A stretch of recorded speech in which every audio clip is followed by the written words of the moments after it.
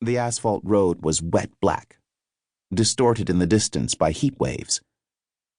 The grass verges had been blackened by fire, and in some places still burned. Sometimes, above the noise of the car, Jane and Roche could hear the crackle of flames, which, in the bright light, they couldn't see. Traffic was heavy in this area of factories, but the land still showed its recent pastoral history. Here and there, among the big sheds and the modern buildings in unrendered concrete, the tall wire fences and the landscaped grounds were still fields, remnants of the big estates, together with remnants of the estate villages. Vegetable plots, old wooden houses on stilts, huts, bare front yards with zinnia clumps, ixora bushes, and hibiscus hedges. Grass now grew in the fields beside the highway. Billboards offered building plots or factory sites. Sometimes there was a single rusting car in a sunken field, as though, having run off the road, it had simply been abandoned. Sometimes there were heaps of junked vehicles. Jane said, "I used to think that England was in a state of decay." Roche said, "Decayed from what?" They left the factories behind. Traffic thinned, and when they turned off the highway, they were at last in what seemed like country. But the bush had a cut-down appearance and looked derelict in the drought. Paved areas of concrete and asphalt could be seen, and sometimes there were rows of red brick pillars, hung with dried-out vines that suggested antique excavations. The pillars might have supported the floor of a Roman bath. It was what remained of an industrial park, one of the failed projects of the earliest days of independence. Tax holidays had been offered to foreign investors. Many had come for the holidays and had then moved on elsewhere. Roche said, "I hope there's something to see, but I doubt it." "You told him I was coming." "He was very much on the defensive when I told him, but I thought he was pleased.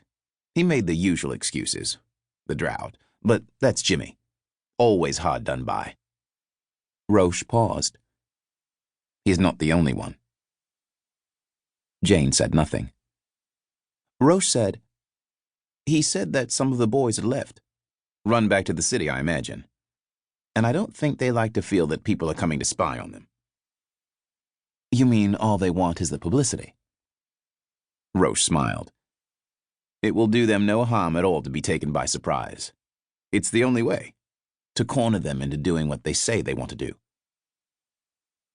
The roads of the former industrial park were narrow and overgrown at the edges, and parts of the rough, graveled surface were eaten away. The land, part of the Great Plain, was flat. But now the areas of low bush were fewer, and they lay between sections of secondary forest. There were still many roads, but one turning was like another, and it would have been easy for a stranger to get lost. Since they had left the highway, there had been no signs for Thrushcross Grange. But then, abruptly in the wasteland, there was a new sign in yellow and red and black, with the emblematic clenched fist at the top. Thrushcross Grange, People's Commune, for the Land and the Revolution. Entry without prior permission strictly forbidden at all times. By order of the High Command, James Ahmed, Haji. In a strip at the bottom, in letters cut out white on red, was the name of the local firm, Sabliches, that had put the sign up.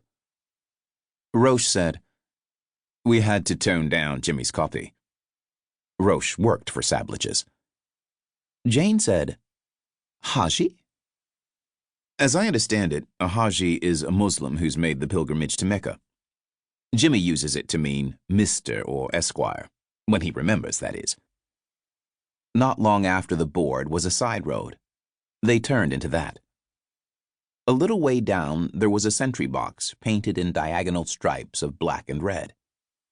It was empty, and the metal rail, also striped black and red, waited at